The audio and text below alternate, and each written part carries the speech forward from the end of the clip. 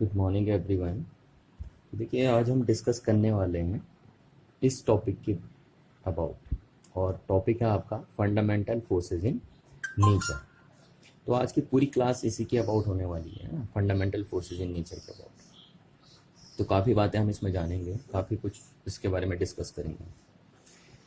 तो देखिए, इस टॉपिक के डेप्थ में जाने से पहले मैं आपको फोर्स का की आइडिया देता हूँ कि what the mean of force. वैसे तो आप प्रीवियस क्लास में पढ़ चुके हैं इसके बारे में। आपने 9th क्लास 10th क्लास में फोर्स के की आइडियाज़ देखे थे क्या ना, what the mean of force. इस बात को आप समझते हैं आई होप। और अगर आप नहीं भी समझते हैं तो देखिए, यहाँ पे फोर्स के बारे में थोड़ा सा बेसिक आइडिया मैं आपको दे दूँ कि फोर्स क्या चीज़ होती है ना, what the mean of force. तो देखिए, फोर्स की डेफिनेशन समझते हैं क्या है। ये आपका एक ऑब्जेक्ट आपको दिख रहा है ना, और ये ऑब्जेक्ट अभी कौन सी कंडीशन ऑफ मोशन में है? ये रेस्ट वाली कंडीशन ऑफ मोशन में है। इस ऑब्जेक्ट के पास अभी कौन सी कंडीशन ऑफ मोशन है? रेस्ट वाली कंडीशन ऑफ मोशन है।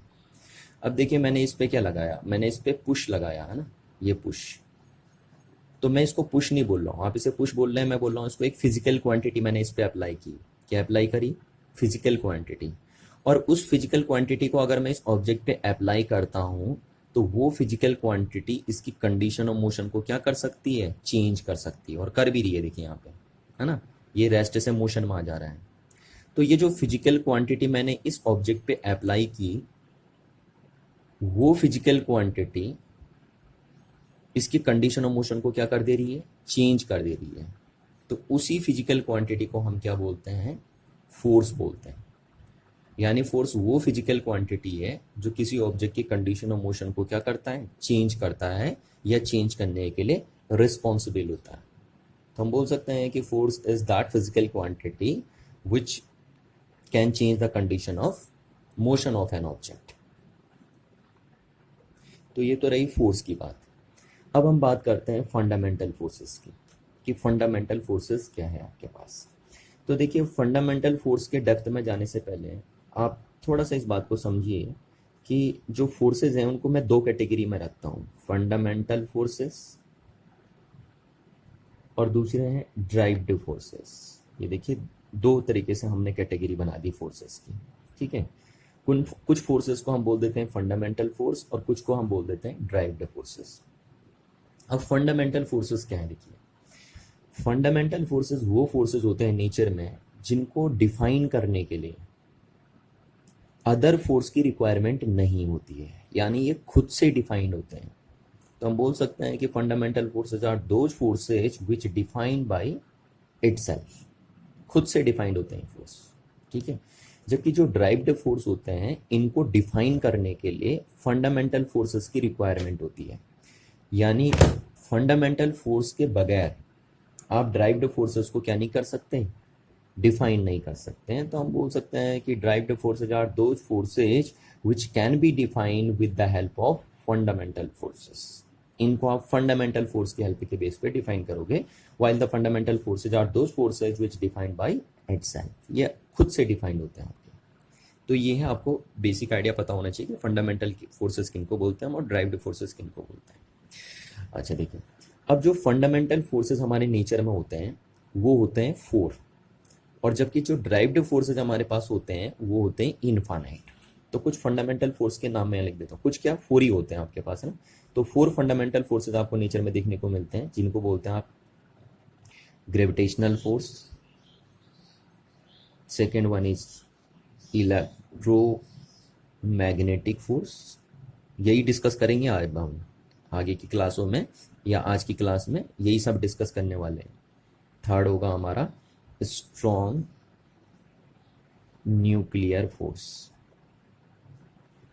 ठीक। और फोर्थ होगा आपके पास वीक न्यूक्लियर फोर्स, ठीक है। तो ये फोर फंडामेंटल फोर्सेज होते हैं नेचर में, यानी इन फोर्स को डिफाइन करने के लिए किसी अदर फोर्स की रिक्वायरमेंट नहीं होती है, ये खुद से डिफाइंड होते हैं फोर फोर्सेस, ठीक हो गया। जबकि ड्राइव्ड फोर्सेस की अगर मैं बात करूं तो ड्राइव्ड फोर्सेस कितने होते हैं आपके नेचर में? इनफाइनाइट होते हैं, उनकी कोई लिमिट ही नहीं है। जैसे मैं कुछ एग्जांपल आपको दे दूं, आपने सुना होगा फ्रिक्शनल फोर्स, है ना, ये सब सुना होगा आपने, फ्रिक्शनल फोर्स। नहीं भी सुना है तो अभी सुन लोगे 11th क्लास में जाके। दूसरा आपने सुना होगा विस्कस फोर्स, फ्लूइड में होता है ये फोर्स, ठीक है। हाँ, अगर सुना है तो ठीक है, नहीं सुना है कह रहा हूँ तो 11th क्लास में ये सब पढ़ना ही है आपको। थर्ड है आपका सरफेस टेंशन, ये भी एक टाइप का फोर्स होता है, लिक्विड में देखने को मिलता है आपको। फोर्थ आपने जैसे बोल दिया इंटर मॉलिक्यूलर फोर्स, ठीक, केमिस्ट्री में सुनते हैं आप इसे। फिफ्थ ऐसे सुने होंगे आपने इंटर एटॉमिक फोर्स, है ना। और सुने होंगे आपने केमिस्ट्री में dipole dipole interaction, London dispersive forces या एडेसिव फोर्सेस, ठीक है। और सुनिए कोहेसिव फोर्सेस, ऐसे बहुत सारे फोर्स आपको देखने को मिलते हैं, है ना। कोई लिमिट ही नहीं है इन फोर्सेस की, ड्राइविंग फोर्सेस की कोई लिमिट नहीं है, जबकि फंडामेंटल फोर्स सिर्फ 4 ही होते हैं आपके पास। तो देखिए क्या है, ये जितने भी फोर्स हैं इन सब के फादर ये हैं, ठीक है। यानी ये जितने भी फोर्स आपके बने हैं वो इन्हीं से बने होंगे, किसी से, इन्हीं फोर्स में से कोई ना कोई फोर्स होगा जो इनको बना रहा होगा। जैसे मैं बोलूँ एक तरीके से, जो फ्रिक्शनल फोर्स होता है वो एक तरीके का इलेक्ट्रोमैग्नेटिक फोर्स होता है, यानी इसका फादर ये है, ठीक। विस्कस फोर्स का फादर भी ये है, सरफेस टेंशन का फादर भी ये वाला फोर्स है। तो इस टाइप से ऐसे होते हैं, इन्हीं फोर्सेस से ये सारे फोर्स बनते हैं आपके पास। अब देखिए क्या है ना, यानी ये फोर्स जो हैं वो जितने भी फोर्स आपके वर्ल्ड में देखने को आपको मिलेंगे उन सब के क्या कहलाएंगे, फादर कहलाएंगे। तभी इनको हमने फंडामेंटल फोर्सेस बोला। अच्छा सुनिए, मैंने आपको कहा था, एक बात आपको बताई थी लास्ट क्लास में, कि जब भी आप फिजिक्स पढ़ते हैं तो वहां पे आप जो थ्रस्ट एरिया सेलेक्ट करते हैं ना, एक अलग से टॉपिक मैंने आपको कराया था, उसमें मैंने लिखा था, हेडिंग लिखी थी thrust areas of a physics, ठीक है। तो जब भी आप फिजिक्स की स्टडी करते हैं तो कौन कौन से थ्रस्ट एरिया हैं जिन पे आप जोर दे के चलते हैं ना, मतलब उनको फोकस करके चलते हैं, तो वो है यूनिफिकेशन, और सेकंड मैंने आपको बताया था रिडक्शनिज्म, ठीक है। तो यूनिफिकेशन क्या था, देखिए यूनिफिकेशन में मैंने कहा था आपको कि सपोज हमारे पास 10 फिजिकल फिनोमिनाज हैं, 10 फिजिकल फिनोमिनाज हैं, तो हम 10 फिजिकल फिनोमिनाज को एक्सप्लेन करने के लिए 10 फिजिक्स के लॉज नहीं अप्लाई करेंगे, ये बात गलत है ना। काफ़ी कॉम्प्लेक्स भी ये बात, कि अगर आप 10 फिजिकल फिनोमिनाज को एक्सप्लेन करने के लिए 10 फिजिकल लॉज अप्लाई कर रहे हैं, तो ये बात कहीं से कहीं तक एक टेक्निकल बात नहीं हुई, है ना, एक स्मार्ट वे नहीं हुआ है। तो हम क्या करते हैं, अगर हम ये कोशिश करते हैं, देखिए हम कोशिश ही कर सकते हैं ना, बाकी होना ना होना तो बात की बात है।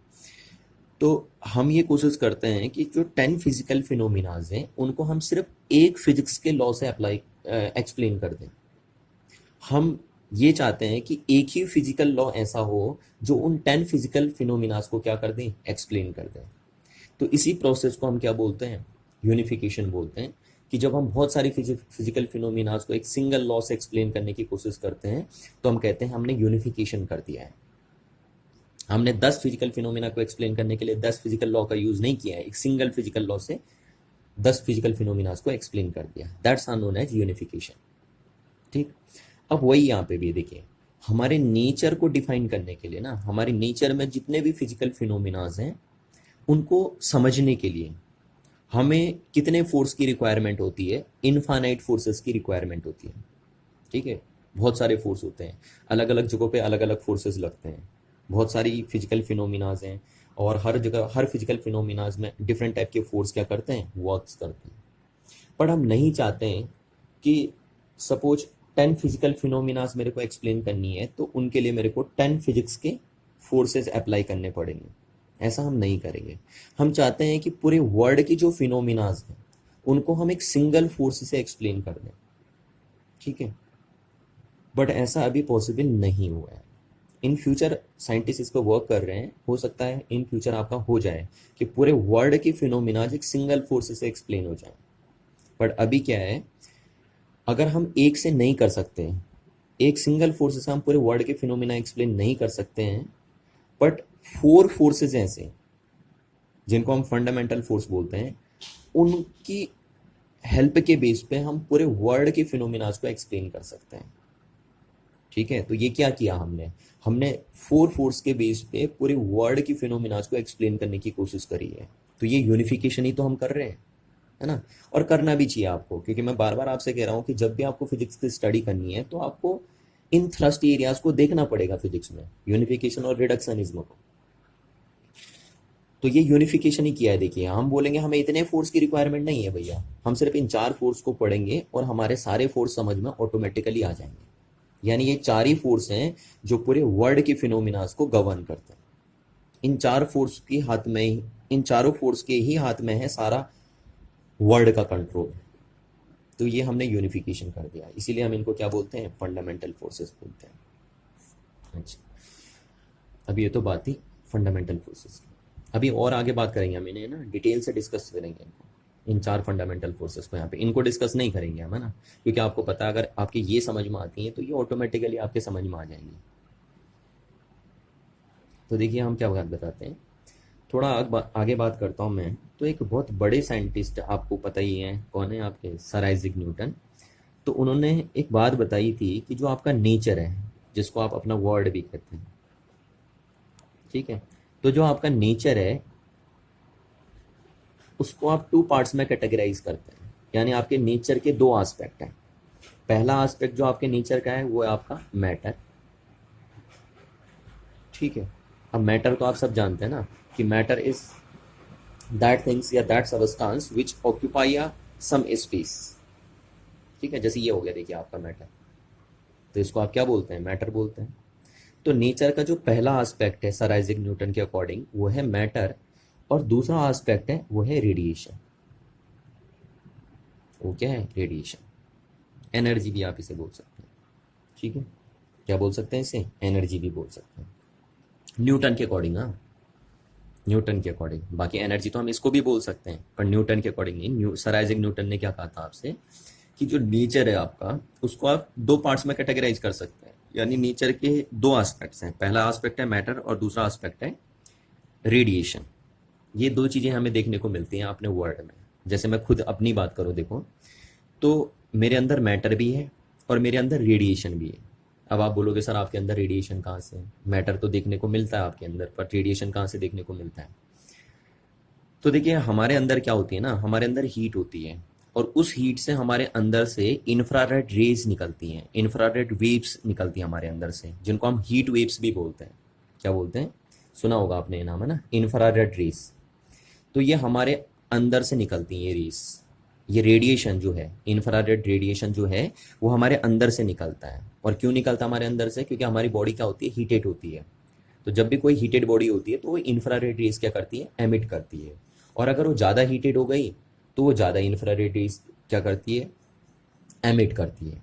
जैसे आजकल आपने देखा ही होगा कि कोरोना डिजीज़ चल रही है, तो इस कोरोना डिजीज़ में आपने देखा है कि थर्मोकपल से बॉडी का टेम्परेचर मीज़र करते हैं, है ना।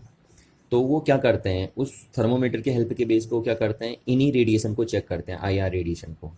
देखते हैं कि अगर कोई पर्सन ज़्यादा इंफ्रारेड रेज एमिट कर रहा है तो इसका मतलब उसकी बॉडी ज़्यादा हीटेड है ना, उसको कहीं ना कहीं कोरोना डिजीज़ का क्या है, कोरोना डिजीज़ हो सकती है मे बी, अगर वो ज़्यादा इंफ्रारेड रेज एमिट कर रहा है तो वो जो आपका डिटेक्टर लगाया जाता है आपकी बॉडी का टेम्परेचर मीज़र करने के लिए, वो इन्हीं रेज को क्या करता है, डिटेक्ट करता है। तो आप समझ सकते हैं यहाँ से कि आपके पास 2 चीज़ें हैं ना, मैटर भी है और रेडिएशन भी है। तो यही 2 एस्पेक्ट्स देखने को मिलते हैं नेचर में, या नेचर को इन्हीं 2 पार्ट्स में हम डिवाइड करते हैं। अच्छा, अब यानी कहने का मतलब है कि न्यूटन कह रहे हैं कि मैटर और रेडिएशन 2 अलग अलग चीज़ें हैं।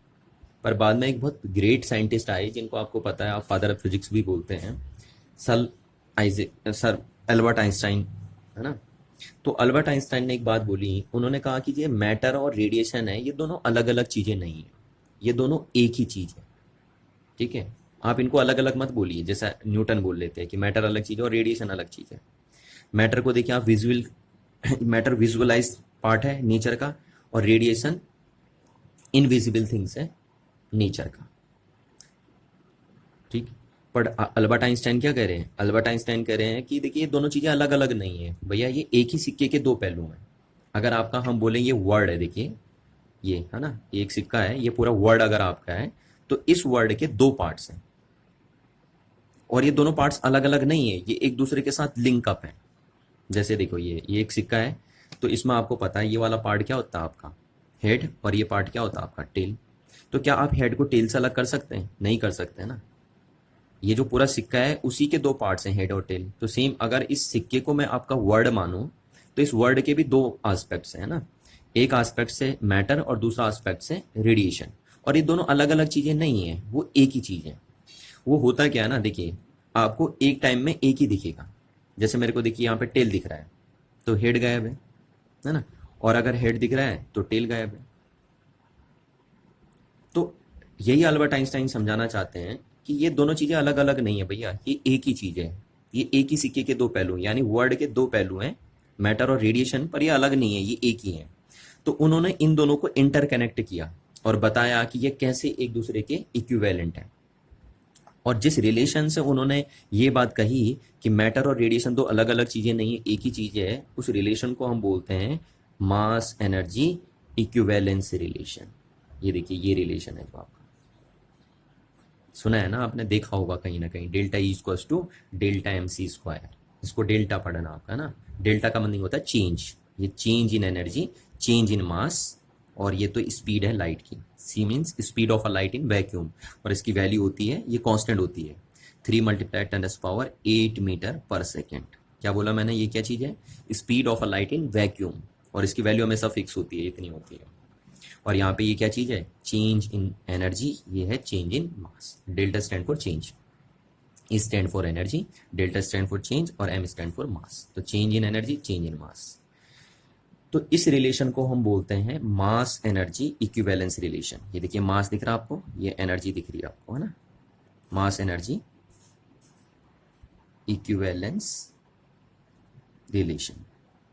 तो इस रिलेशन से अल्बर्ट आइंस्टाइन ने लोगों को ये समझाने की कोशिश करी है कि मास और एनर्जी अलग अलग चीजें नहीं है, ठीक है, दोनों एक ही चीज है। और इस रिलेशन को आप पढ़ेंगे आगे जाके, 12th क्लास में आएगा आपको, मॉडर्न फिजिक्स में आएगा। इसी से आप एटम बम भी बनाते हैं ना। एटम बम का बनाने का जो बेसिक प्रिंसिपल है वो इसी फॉर्मूले पे बेस्ड है। अब देखिए इसको समझने की कोशिश करते हैं आप। हम क्या करते हैं ना, देखिए इसको सपोज मैं एनर्जी मान लेता हूँ और इसको मैं मास मान लेता हूँ, ठीक है। यानी मैंने हेड को मास मान लिया और टेल को क्या मान ली? एनर्जी मान ली। और इस पूरे सिक्के को वर्ड मान लिया। अब देखिए अगर आपको एनर्जी दिख रही है, एनर्जी मन टेल दिख रहा है, तो हेड गायब है ना। और अगर आपको हेड दिख रहा है तो टेल गायब है। यानी अगर आपको मास दिख रहा है तो एनर्जी नहीं दिख रही है, और अगर एनर्जी दिख रही है तो मास नहीं दिख रहा है। तो ये रिलेशन यही बताता है कि अगर इतनी एनर्जी डिसअपियर होगी, अगर इतनी एनर्जी डिसअपियर होगी तो उसके इक्विवेलेंट में कितना मास अपीयर होगा? इतना मास अपीयर होगा, ये होगा। देखिए क्लियर है ना बात। तो इसको अगर हम बोलते हैं कि इतनी एनर्जी डिसअपियर होती है तो इतना मास अपीयर होता है। यानी इतनी एनर्जी अगर डिसअपियर हुई यानी गायब हुई तो ये इतने मास में क्या हो गई? कन्वर्ट हो गई। या उल्टा हम ये बोल सकते हैं कि अगर इतना मास डिसअपियर हो गया तो वो इतनी एनर्जी क्या कर देगा? अपीयर कर देगा। यानी इतनी एनर्जी आपको दिखाई देगी फिर। तो इतना मास गायब होने से इतनी एनर्जी बन जाएगी, ठीक। तो इस रिलेशन को आपको ध्यान से समझना है कि अगर इतनी एनर्जी डिसअपियर होती है तो इतना मास अपीयर होता है, और अगर हम बोलते हैं इतना मास डिसअपियर होगा तो इतनी एनर्जी अपीयर होगी, ठीक। जैसे मैं एक एग्जांपल से समझाता हूँ, ज़्यादा डेप्थ में जाने की जरूरत नहीं है इसको। जब आप 12th क्लास की फिजिक्स पढ़ेंगे तो वहाँ पे डिटेल से ही आएगा आपके पास। और अगर मैं बोलूँ कि मास की एक यूनिट होती है एएमयू, है ना। केमिस्ट्री में शायद आपने सुना हो एएमयू, एटॉमिक मास यूनिट जिसे आप बोलते हैं। तो अगर 1 एएमयू मास डिसअपियर होता है तो कितनी एनर्जी अपीयर होती है? 931 मेगा इलेक्ट्रॉन वोल्ट एनर्जी क्या होती है? अपीयर होती है। यानी इतना मास डिसअपियर होने से इतनी एनर्जी क्या होगी? अपीयर होगी, या इतनी एनर्जी रिलीज होगी। समझ में आ रही ना आपकी बात? जैसे मैं एक एग्जांपल दे दूं, जैसे सपोज मैं इसको बोल दूं 1 एएमयू है ये, इसका मास कितना है? 1 एएमयू। तो अगर इस 1 एएमयू मास को मैं गायब कर दूं तो कितनी एनर्जी यहाँ से रिलीज होने वाली है? यहाँ से इतनी एनर्जी रिलीज होने वाली है। तो इसीलिए हम बोलते हैं कि अगर 1 एएमयू मास डिसअपियर होगा तो इतनी एनर्जी अपीयर होगी। तो कहने का ये सेंस आया कि ये रिलेशन बताता है आपको कि मास और एनर्जी दोनों अलग अलग चीजें नहीं है, वो एक ही सिक्के के दो पहलू हैं। बस आपको एक टाइम में एक ही पहलू दिखता है। अगर एक पहलू दिखेगा तो दूसरा पहलू गायब, और अगर दूसरा पहलू दिखता है तो पहला वाला गायब हो जाता है ना। तो इसलिए जो हमारा नेचर है उसको हम एनर्जी, मतलब ये दोनों चीज़ें जो है ना, मैटर और रेडिएशन, वो दोनों किसके पार्ट हैं? वो दोनों एनर्जी के पार्ट हैं। इन दोनों पार्ट को हम एनर्जी बोल सकते हैं।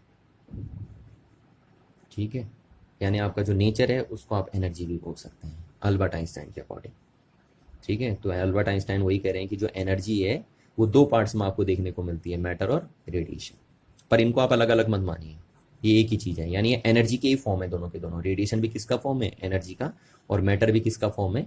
एनर्जी का। यानी मैटर के अंदर भी एनर्जी होती है, रेडिएशन के अंदर भी एनर्जी होती है। तो आई होप आपको ये बात समझ में आई होगी, है ना। और ज़्यादा डेप्थ में आपको जाने की ज़रूरत नहीं है, सिर्फ एक बेसिक आइडिया मैंने आपको दिया है बस।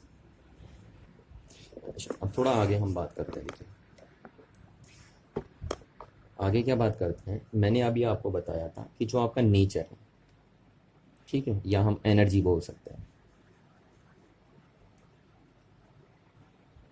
एनर्जी। तो एनर्जी के कितने फॉर्म आपको देखने को मिलते हैं? दो फॉर्म देखने को मिलते हैं, एक मैटर और एक रेडिएशन, है ना। अल्बर्ट आइंस्टाइन यही तो कहते थे कि एनर्जी दो पार्ट्स में देखने को मिलती है आपको, मैटर और रेडिएशन।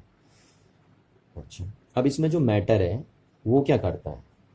देखिए मैटर के पास क्या होगा? मास होगा। रेडिएशन के पास मास नहीं होगा। ये विजुअलाइज पार्ट है नेचर का, ये इनविजिबल पार्ट है नेचर का। तो जो भी मैटर होता है वो एक फोर्स एक्सर्ट करता है, कैन एक्सर्ट अ फोर्स। देखिए वैसे तो रेडिएशन भी फोर्स एक्सर्ट करता है, समझ में आ रही ना बात। आप 12th क्लास में जाके पढ़ेंगे इस चीज़ को भी कि रेडिएशन भी फोर्स एक्सर्ट करता है, पर यहाँ पे हम मैटर की बात कर रहे हैं कि matter can exert a force. ठीक, और जब मैटर फोर्स एक्सर्ट करता है तो वो दो टाइप के फोर्स का फॉर्मेशन करता है। क्या बोला मैंने? मैटर, देखिए मैटर है तो मैटर जब फोर्स एक्सर्ट करेगा तो किस पे करेगा? मैटर पे। तो अगर एक मैटर दूसरे मैटर पे फोर्स एक्सर्ट कर रहा है तो दो टाइप के फोर्स का क्रिएशन करता है। पहला है मैक्रोस्कोपिक फोर्स, मैक्रोस्कोपिक फोर्सेस, और दूसरा है माइक्रोस्कोपिक फोर्सेस। नाम से ही आपको पता चल रहा है ना, सेलेस्टियल बॉडीज में जो फोर्स लगेगा वो मैक्रोस्कोपिक होगा, और छोटे छोटे पार्टिकल्स में, मॉलिक्यूल्स और लाइक छोटे छोटे पार्टिकल जो हैं आपके इलेक्ट्रॉन, प्रोटॉन, उनके अंदर जो फोर्स होगा वो माइक्रोस्कोपिक होगा। माइक्रो मीन्स छोटा, मैक्रो मीन्स बड़ा बड़ा। तो क्या कह रहा हूँ मैं आपसे कि जो मैटर है अगर वो दूसरे मैटर पे फोर्स एक्सर्ट करता है तो वो दो टाइप के फोर्सेस का क्रिएशन करता है। एक होते हैं मैक्रोस्कोपिक फोर्सेस और दूसरे होते हैं माइक्रोस्कोपिक फोर्सेस। अब मैक्रोस्कोपिक फोर्सेस को भी अगर हम डिटेल से देखें तो इसमें भी दो टाइप के फोर्स हमारे देखने को मिलते हैं आपको। पहला है आपका gravitational force and second one है आपका इलेक्ट्रोमैग्नेटिक फोर्स। ठीक है, तो जो मैक्रोस्कोपिक फोर्सेस होते हैं वो कितने टाइप के होते हैं? वो दो टाइप के होते हैं आपके, ग्रेविटेशनल फोर्सेस और इलेक्ट्रोमैग्नेटिक फोर्सेस। ठीक है, और आपके जो माइक्रोस्कोपिक फोर्सेस होते हैं वो भी आपको दो टाइप के देखने को मिलते हैं। ठीक, जो पहला माइक्रोस्कोपिक फोर्स है उसको आप बोलते हैं strong nuclear forces, nuclear force, और जो दूसरा माइक्रोस्कोपिक फोर्स है उसको आप बोलते हैं वीक फील्ड फोर्स। ठीक, तो इस तरीके से इसके दो पार्ट, इसके दो पार्ट, तो टोटल हम बोल सकते हैं कि जो फोर्स होते हैं जब मैटर एक मैटर दूसरे मैटर पे फोर्स एक्सर्ट करता है तो फोर टाइप के फोर्सेस वहां पे देखने को मिलते हैं आपको। कौन कौन से? Gravitational force, electromagnetic force, strong nuclear force, and the last one is weak field force. तो इसीलिए हम बोल रहे हैं कि जो फंडामेंटल फोर्सेज हैं वो फोर टाइप के होते हैं। यही फोर फंडामेंटल फोर्सेज हमारे नेचर में हमें देखने को मिलते हैं। अब देखिए यही चार फंडामेंटल फोर्सेज हमें अब आगे पढ़ने है ना, इन्हीं के बारे में हम डिटेल डिस्कशन करेंगे। तो पहला आपका है, वैसे तो देखिए आपके पास क्या है ना, 11th क्लास में ग्रेविटेशन नाम का चैप्टर है, वहां आपका ये फोर्स डिटेल से आएगा। ठीक है, तो इस फोर्स की कैरेक्टरिस्टिक में यहाँ पे डिटेल डिस्कशन कर दे रहा हूँ। क्या बोला मैंने आपसे कि अब हमें इन चार फंडामेंटल फोर्सेस के बारे में पढ़ना है। ये फोर्स वैसे आपके पास एक सेपरेट चैप्टर के अंदर भी आएगा जिसका नेम है ग्रेविटेशन, 7th चैप्टर जो आपके सिलेबस का है, तो वहां पे ये फोर्स डिटेल से आएगा।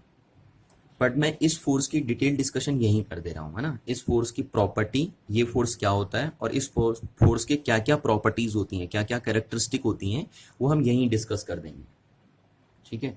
अब सेकेंड फोर्स जो आपका है ये आपको 12th क्लास में देखने को मिलेगा, और ये तीनों फोर्स आपको 12th क्लास में देखने को मिलेंगे, ये आपको 11th में देखने को मिलेगा आपके ग्रेविटेशन चैप्टर के अंदर।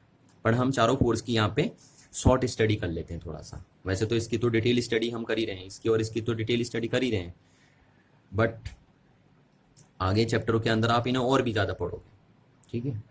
तो यहाँ पे हम एक ओवरव्यू लेके चलते हैं इनका। तो पहला हम करेंगे इसके अबाउट डिस्कशन, ठीक है, ग्रेविटेशनल फोर्स के अबाउट।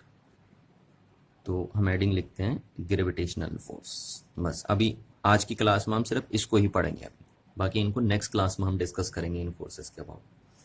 तो देखिए ग्रेविटेशनल फोर्स क्या है ना, इसके बारे में पहले आइडिया किसने दिया था? तो ये जो आइडिया इसने दिया था वो दिया था न्यूटन ने, ठीक है। सर आइजैक न्यूटन आप बोल सकते हैं, पूरा नहीं, सर लगाना जरूरी है ना इनके आगे से, ग्रेट साइंटिस्ट हैं तो ये लगाना जरूरी होता है।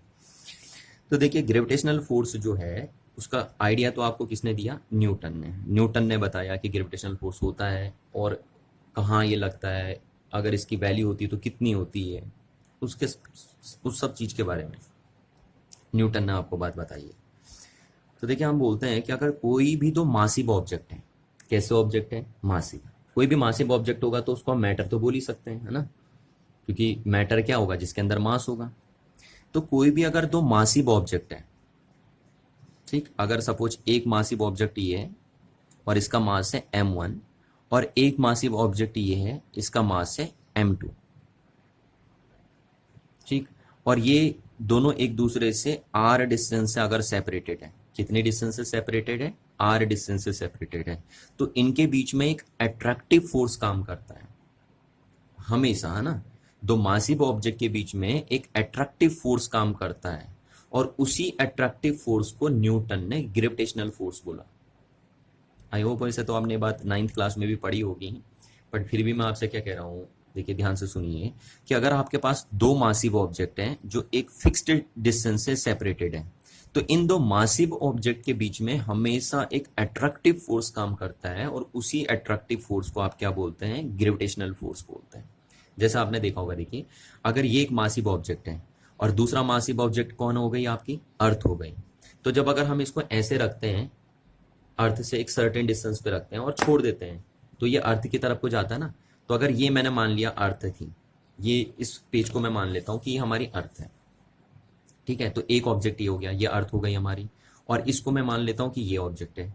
अब देखिए, तो ये जो अर्थ है और ये ऑब्जेक्ट है, इनके बीच की डिस्टेंस कितनी हो गई? आर हो गई, ये वाली डिस्टेंस आर हो गई, है ना। तो एक ऑब्जेक्ट, एक मासिव ऑब्जेक्ट ये हो गया, और दूसरी मासिव ऑब्जेक्ट हमारी क्या हो गई? अर्थ हो गई।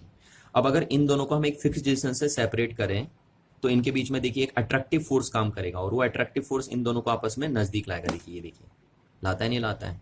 तो इसी फोर्स को हम क्या बोलते हैं? ग्रेविटेशनल फोर्स बोलते हैं। क्लियर है ना बात? तो ग्रेविटेशनल फोर्स किसके बीच में काम करता है?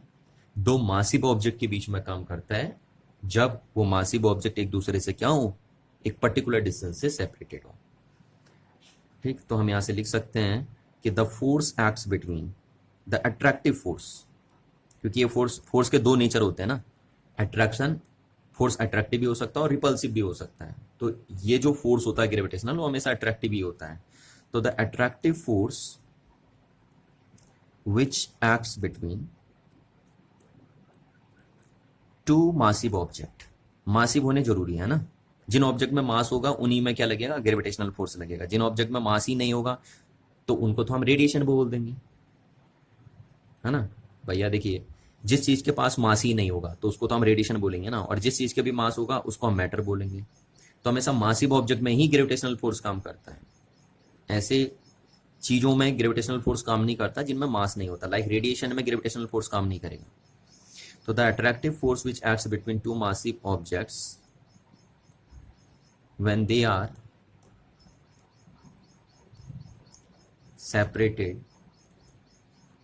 Bye some distance is called, उसी को क्या बोलते हैं आप? उसी अट्रैक्टिव फोर्स को क्या बोलते हैं आप? इज कॉल्ड ग्रेविटेशनल फोर्स, ठीक है, तो ये बात आपको पता होनी चाहिए कि दो मासिव ऑब्जेक्ट के बीच में कौन सा फोर्स काम करता है, ग्रेविटेशनल फोर्स काम करता है।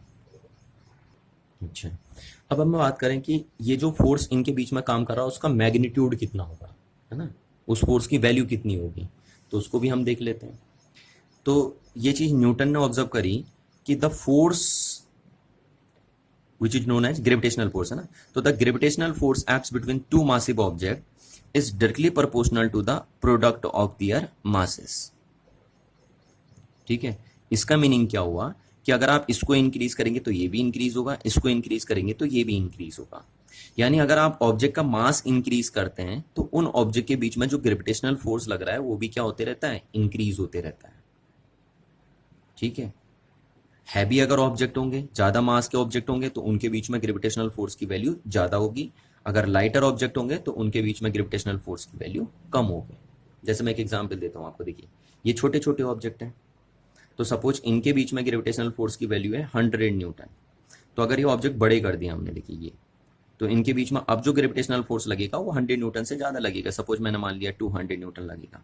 तो ऑब्जेक्ट का मास इंक्रीज होने से उनके बीच में लगने वाला ग्रेविटेशनल फोर्स भी क्या हो जाता है, इंक्रीज हो जाता है ना। ये कहना था न्यूटन का पहला पॉइंट। अच्छा, दूसरा देखिए, क्या दो ऑब्जेक्ट के बीच में लगने वाला जो ग्रेविटेशनल फोर्स है क्या वो सिर्फ मास पे डिपेंड करता है, नहीं, वो किसी और चीज पे भी डिपेंड करता है। और किस पे डिपेंड करता है, इन दोनों ऑब्जेक्ट के बीच की डिस्टेंस पे भी डिपेंड करता है। और किस तरीके से डिपेंड करता है, इनवर्स स्क्वायर के साथ डिपेंड करता है, ये देखिए, है ना। तो हम बोल सकते हैं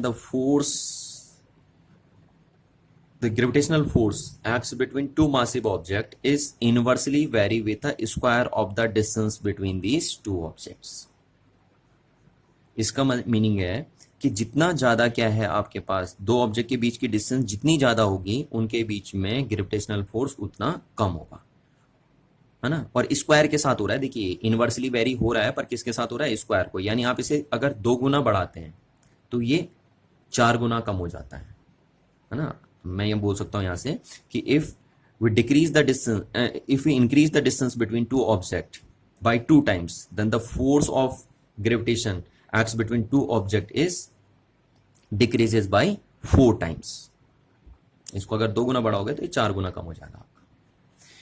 तो ये आपका है, इसको देखिए एग्जाम्पल से समझाता हूँ मैं ना इस कंसेप्ट को आपको। देखिए जैसे क्या है, एक ऑब्जेक्ट ये है, इसका मास है m1, दूसरा ऑब्जेक्ट है ये, इसका मास है m2, और इनके बीच की डिस्टेंस है सपोज r। अब इनके बीच में सपोज फोर्स लग रहा है 16 न्यूटन। कितना फोर्स लग रहा है, जब एक ऑब्जेक्ट का मास m1 है, दूसरे का मास m2 है और उनके बीच की डिस्टेंस r है, तो इनके बीच में फोर्स लग रहा है 16 न्यूटन।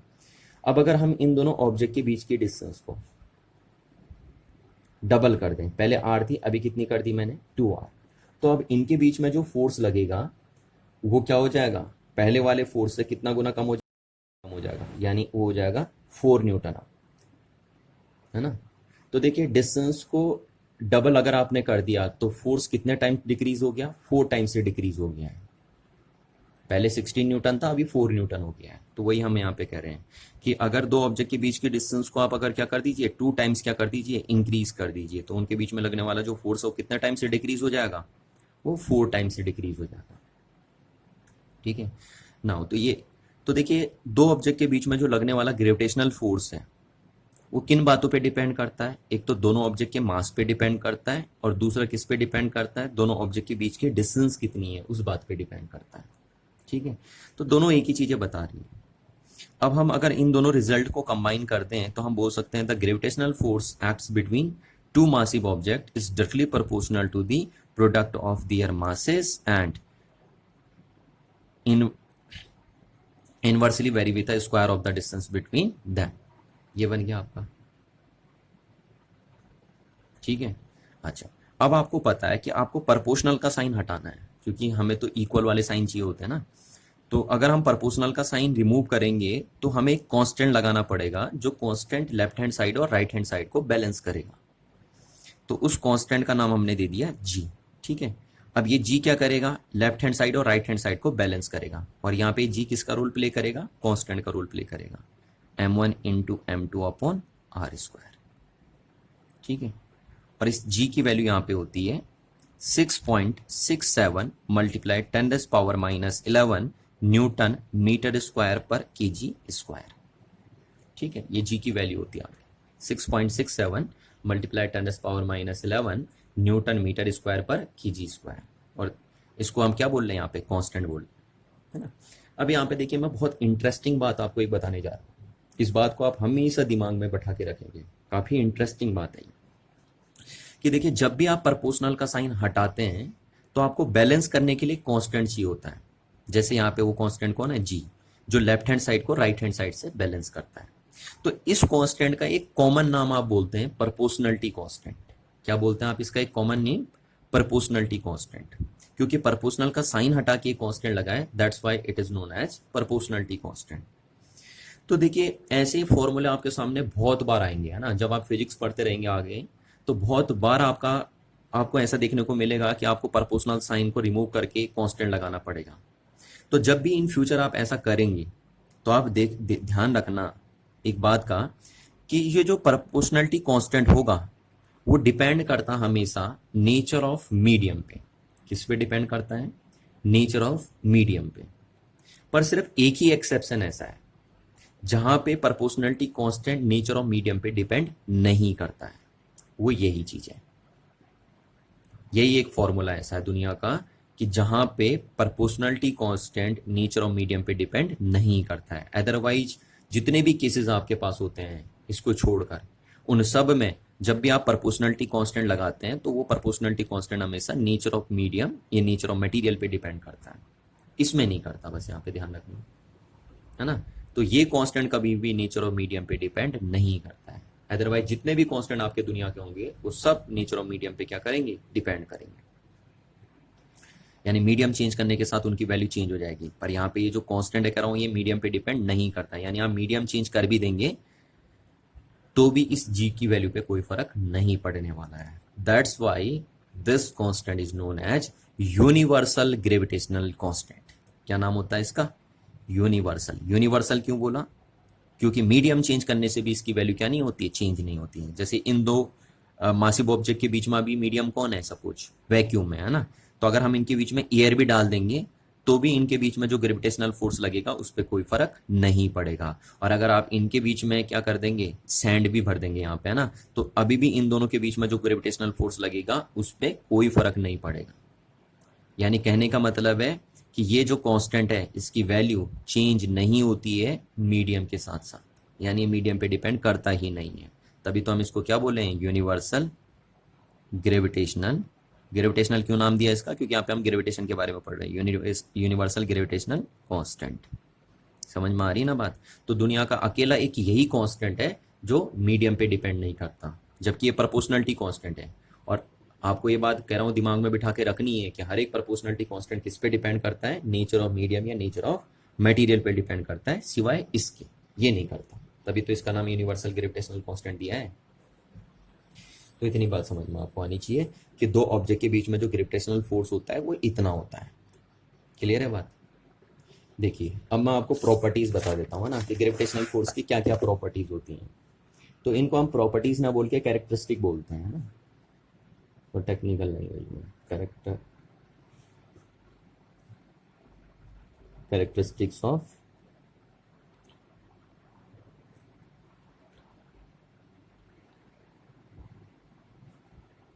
फोर्स, ग्रेविटेशनल फोर्स की कैरेक्टरिस्टिक। अब तो देखिए क्या क्या कैरेक्टरिस्टिक होती हैं ग्रेविटेशनल फोर्स की, है ना। बहुत सारी कैरेक्टरिस्टिक ग्रेविटेशनल फोर्स की आपको देखने को मिलेंगी। जैसे पहली क्या है, देखिए पहली है आपके पास कि it is attractive in nature. पहले तो हम ये लिख देंगे कि it always acts between two massive object.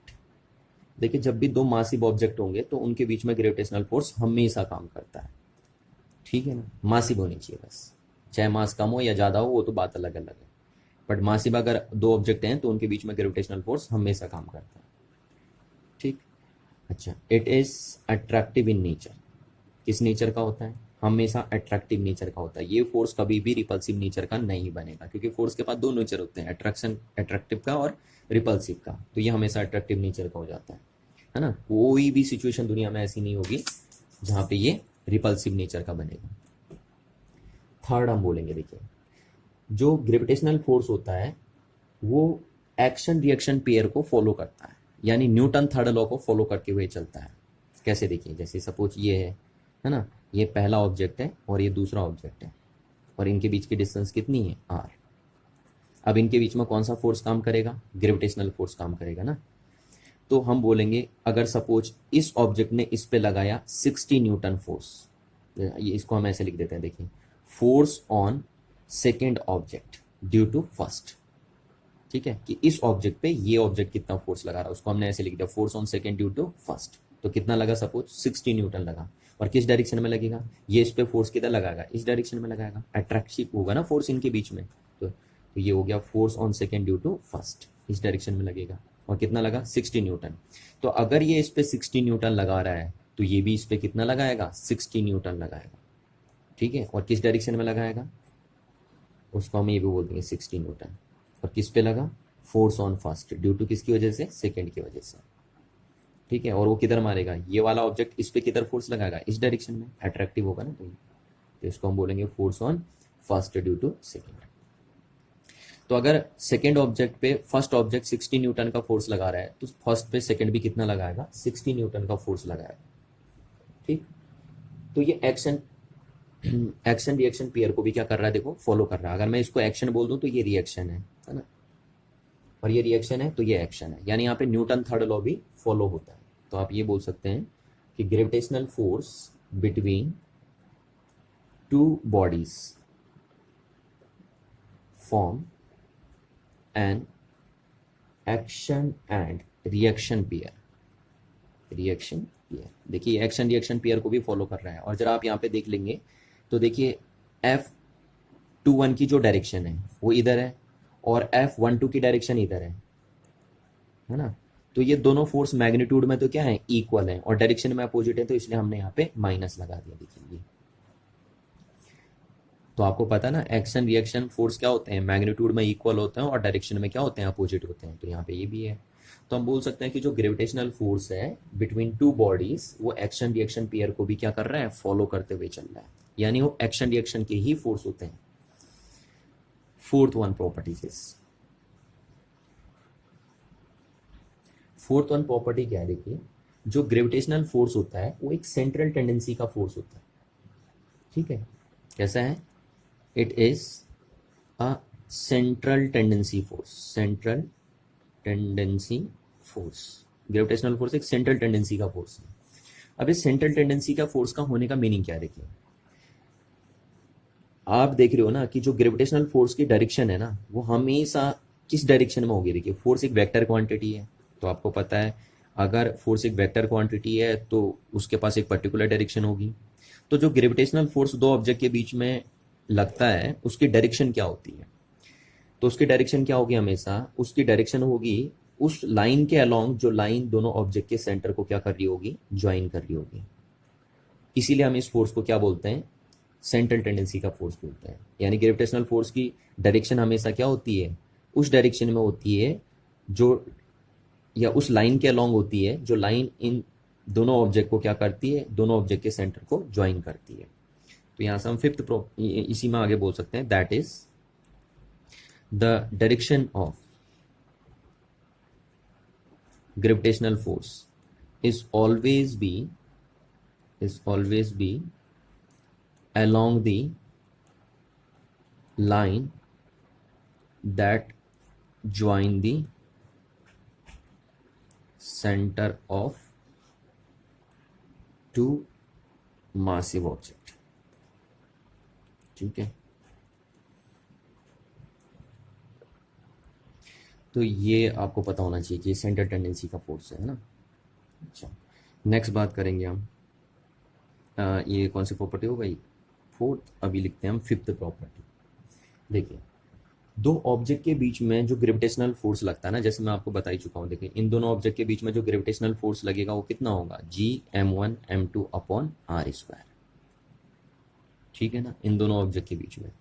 तो अगर आप यहाँ इंटरवेनिंग मीडियम जो है इन दोनों मासिव ऑब्जेक्ट के बीच में, उसको अगर आप चेंज कर भी देंगे तो क्या इस फोर्स पे फर्क पड़ेगा, नहीं पड़ेगा। ये बात मैं आपको पहले ही बता चुका हूँ, है ना, कि दो ऑब्जेक्ट के बीच में लगने वाला जो ग्रेविटेशनल फोर्स है वो इंटरवेनिंग मीडियम पे डिपेंड करता ही नहीं है। यानी अगर यहाँ हवा भी हो तब भी इनके बीच में फोर्स, अगर इन जब यहाँ हवा है तो इनके बीच में अगर फोर्स 100 न्यूटन है, तो अगर आप यहाँ सैंड भी भर देंगे या वाटर भी भर देंगे तब भी इनके बीच में फोर्स कितना रहेगा, 100 न्यूटन ही रहेगा।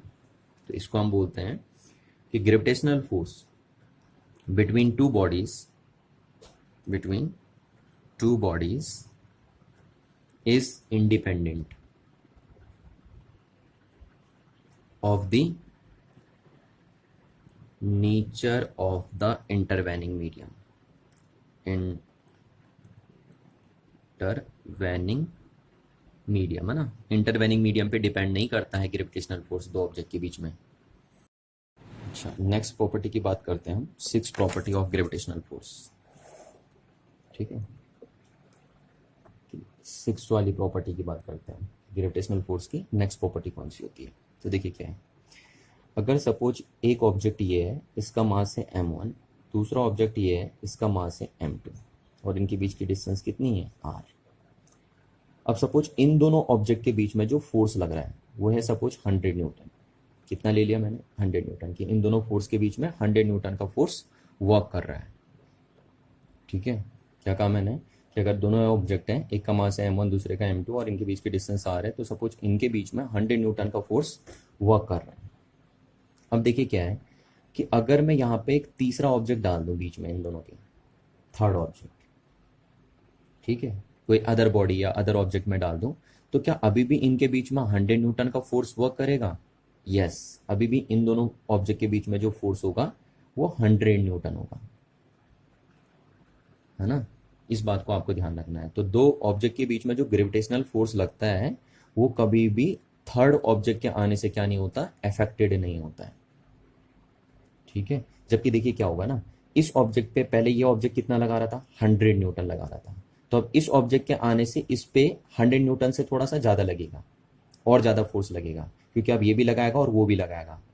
ठीक है, हाँ, इस ऑब्जेक्ट पे पहले कितना लग रहा था जब तक ये नहीं था, 100 न्यूटन लग रहा था, तो इस ऑब्जेक्ट के आने से अब इस पे भी थोड़ा सा 100 न्यूटन से ज़्यादा लगेगा, क्योंकि अब इस ऑब्जेक्ट पे ये भी फोर्स लगाएगा और ये भी फोर्स लगाएगा। बट इन दोनों के बीच में कितना लग रहा था, 100 लग रहा था ना, तो इसके आने से अभी भी कितना लगेगा, 100 लगेगा। तो किसी तीसरे ऑब्जेक्ट के आने से इस पे नेट चेंज हो जाएगा, नेट फोर्स चेंज हो जाएगा, इस पे नेट चेंज हो जाएगा, बट इन दोनों के बीच में जो फोर्स था वो तो अनअफेक्टेड ही रहेगा। तो इसलिए हम बोल देते हैं इस प्रॉपर्टी को कि gravitational force between two bodies does not depends upon, इस पे डिपेंड नहीं करता, in the presence of other bodies, है ना। किसी अदर बॉडी के आने से दो ऑब्जेक्ट के बीच में लगने वाला ग्रेविटेशनल फोर्स क्या नहीं होता, अफेक्टेड नहीं होता। तो ये हो गई आपकी नेक्स्ट प्रॉपर्टी।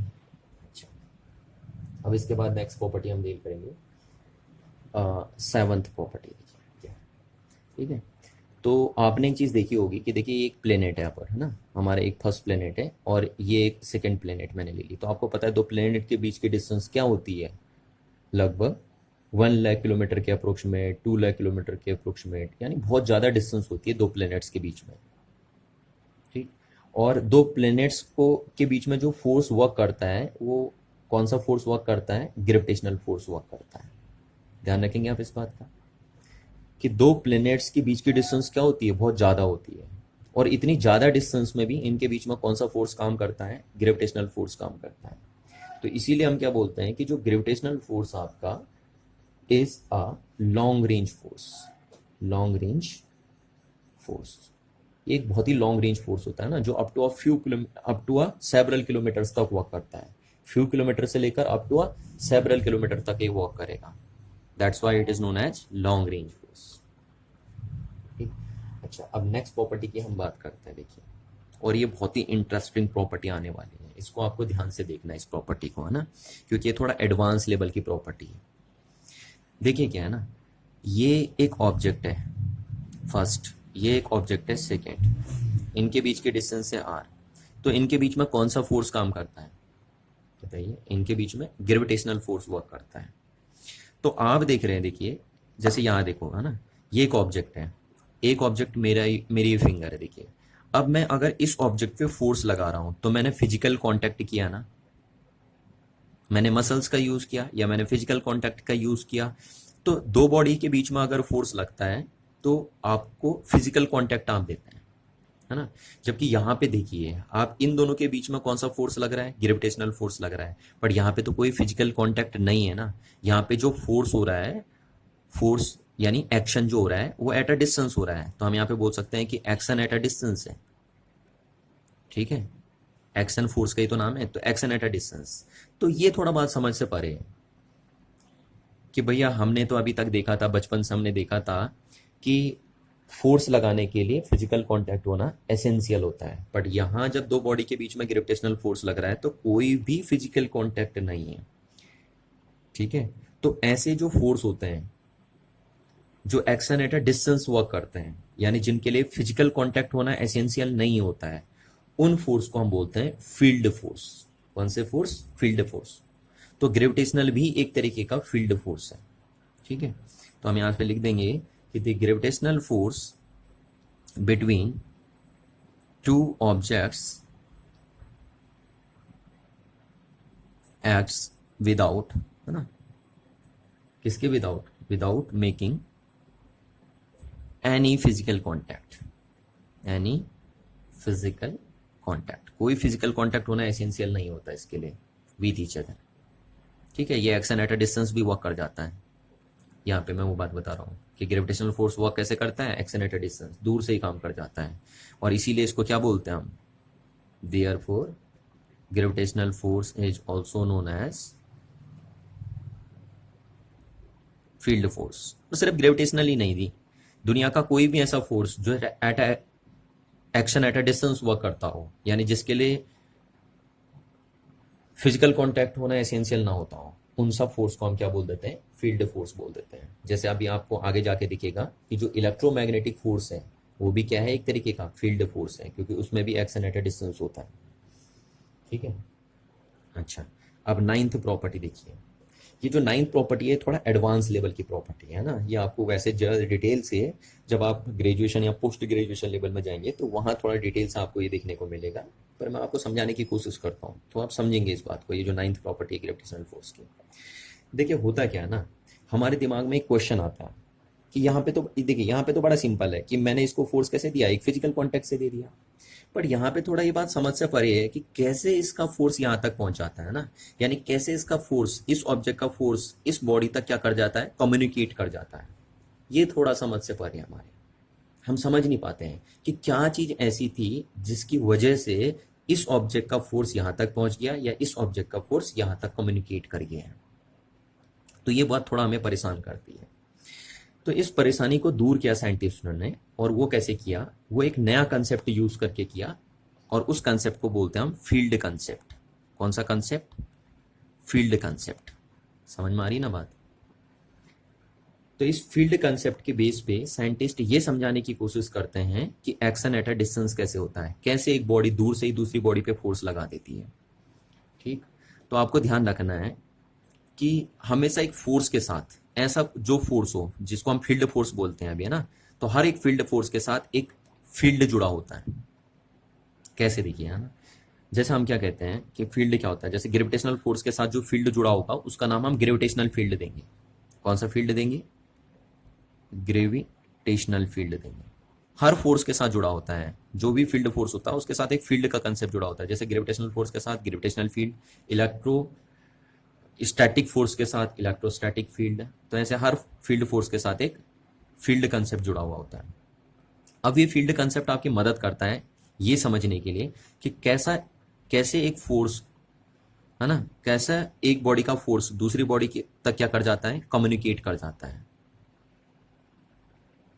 तो इस बात को समझते हैं हम। देखिए, फील्ड का कंसेप्ट क्या कहता है कि ये ऑब्जेक्ट अपने राउंड में क्या करेगा? पहले एक फील्ड क्रिएट करेगा, ठीक है।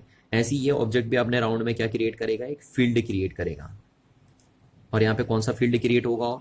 यहाँ पे ग्रेविटेशनल फील्ड क्रिएट हो रहा होगा।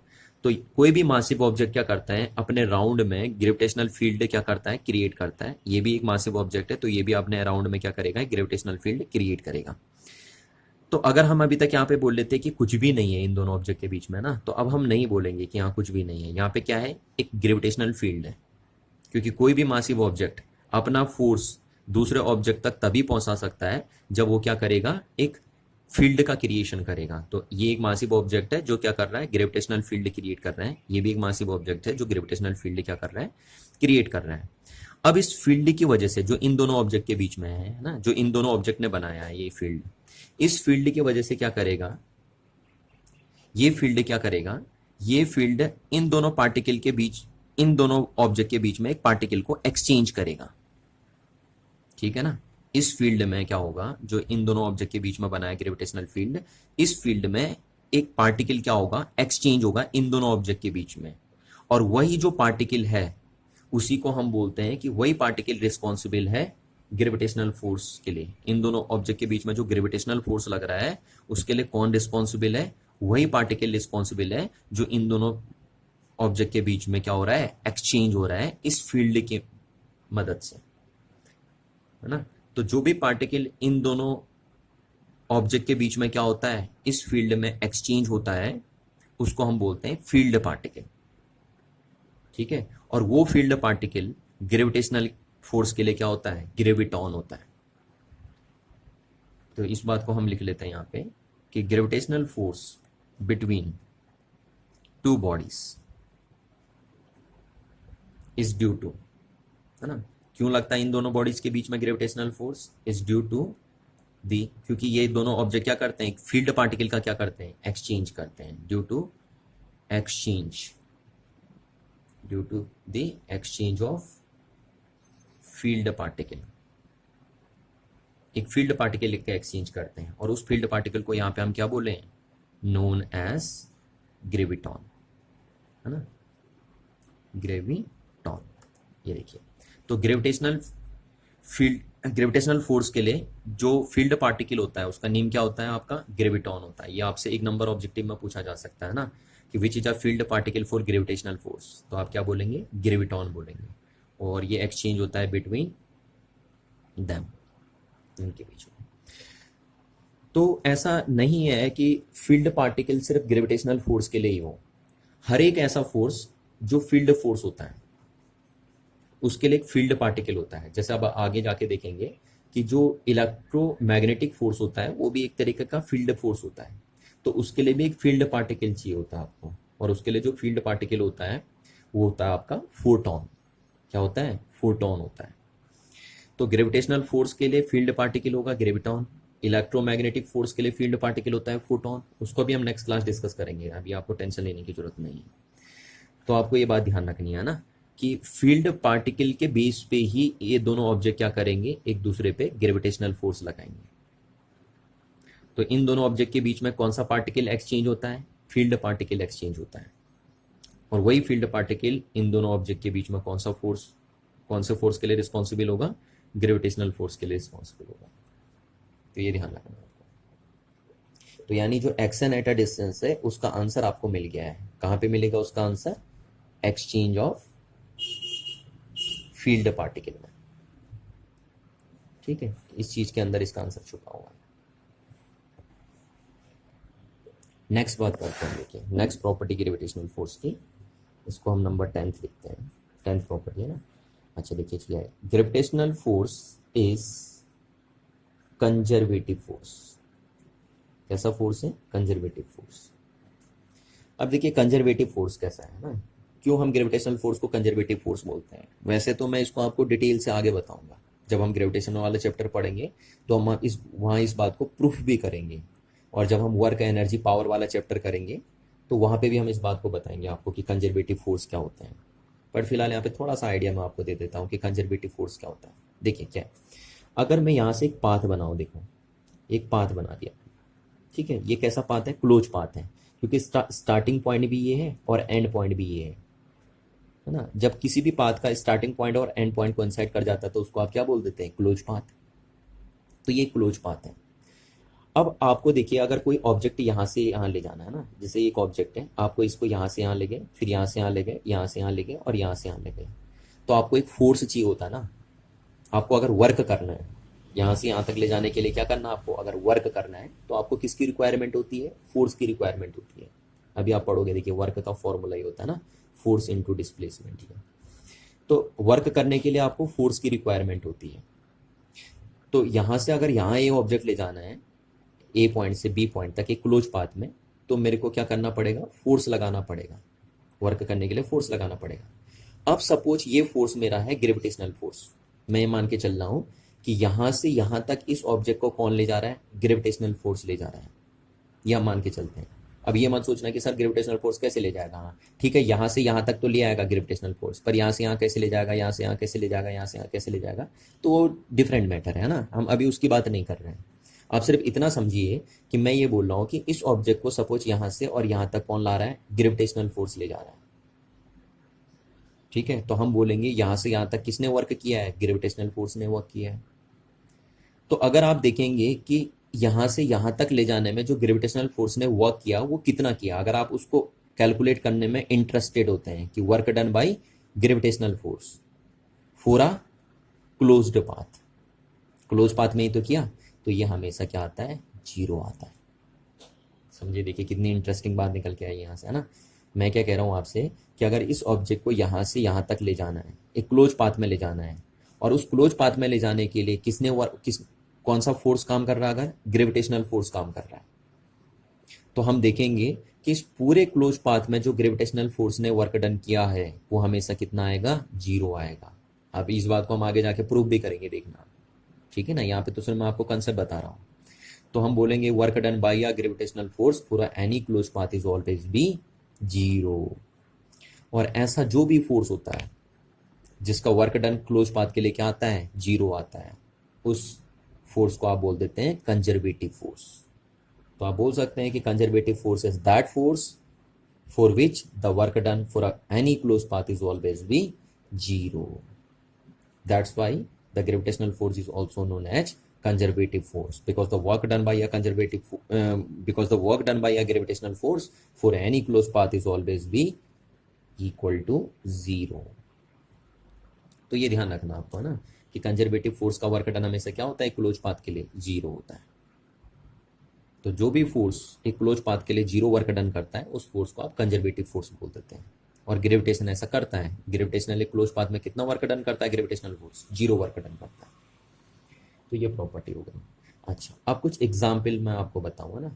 अब यहाँ से अगर हम बोलें कि एग्जाम्पल ऑफ ग्रेविटेशनल फोर्स के भैया एग्जाम्पल दीजिए आप, तो ये एग्जाम्पल आप खुद लिखेंगे, मैं सिर्फ आपको एग्जाम्पल बता दे रहा हूँ, आपको एग्जाम्पल खुद ही समझने हैं ना। कि देखिए क्या है कि जो अगर ये आपका सन है तो इसके अराउंड जो प्लेनेट रिवॉल्व कर रहे हैं,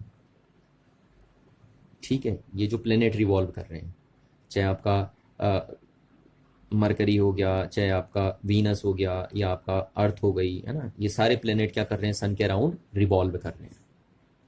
अच्छा, तो जब कोई भी प्लेनेट सर्कल में रिवॉल्व करता है ना, तो उसको रिवॉल्व करने के लिए एक फोर्स की रिक्वायरमेंट होती है, उसको बोलते हैं centripetal force.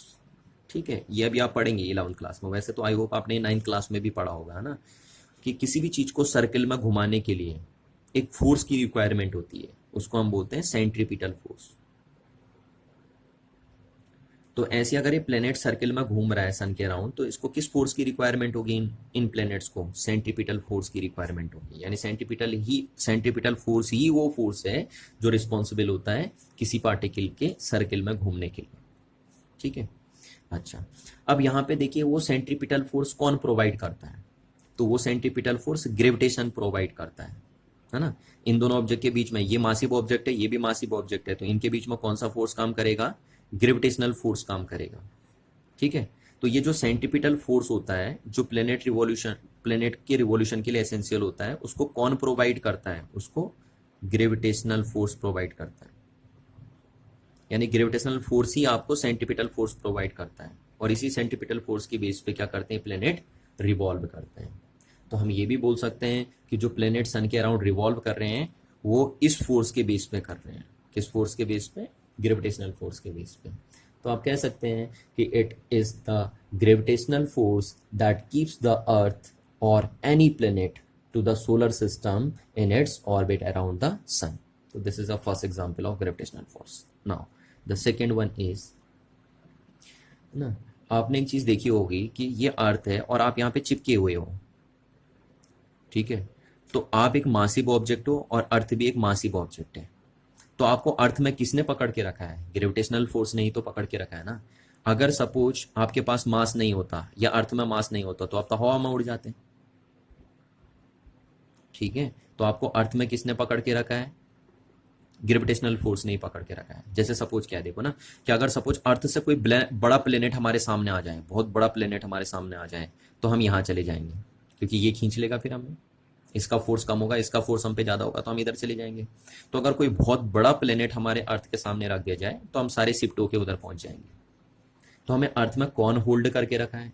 Gravitational force hold करके रखा है. तो इसी को हम second example of gravitational force भी बोल सकते हैं कि we remain on the surface of earth due to the gravitational force between the earth and us. ठीक है.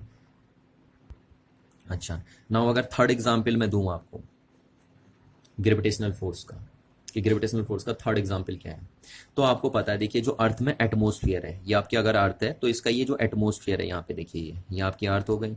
तो ये जो आपका एटमॉस्फेयर है, यहाँ पे गैसेस होती हैं आपकी, और इन गैसेस को कौन पकड़ के रखा है यहाँ पे? अर्थ का ग्रेविटेशनल फोर्स ही तो पकड़ के रखा है. अगर अर्थ के पास ग्रेविटेशनल फोर्स नहीं होता तो ये गैसेस यहाँ नहीं होती, ये निकल जाई होती यहाँ से, है ना.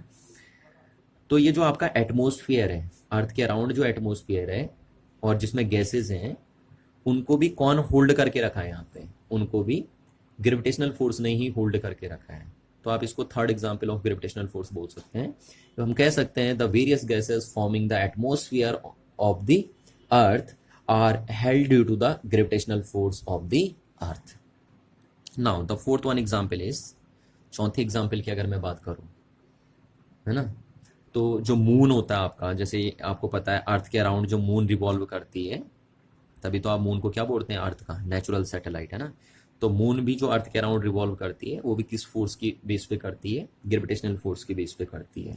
तो आप फोर्थ एग्जांपल में बोल सकते हैं कि the moon orbits around the earth due to the gravitational force between the moon and earth. अच्छा, एक और चीज आपको मैं यहाँ पे बता दूं, देखिए ना, फिफ्थ एग्जाम्पल अगर हम आपको बताएं, देखिए क्या है. ये अगर हमारे पास अर्थ है ना, तो आपको अर्थ में पता है बहुत सारे ओशन है ना, बहुत सारा पानी है अर्थ के अंदर, ये हमारी अर्थ है, और यहाँ पे ये मून है. अब आपको पता है अर्थ अगर मून पे ग्रेविटेशनल फोर्स लगाएगी तो मून भी तो अर्थ पे ग्रेविटेशनल फोर्स लगाएगी ना, क्योंकि मैं आपको पहले भी बता चुका हूँ, यहाँ पे ये बात बताई थी मैंने, है ना, कि एक्शन रिएक्शन होते हैं. अगर ये इस पे लगा रहा है तो ये भी इतना लगाएगा, और दोनों बराबर लगाएंगे, equal in magnitude, opposite in direction.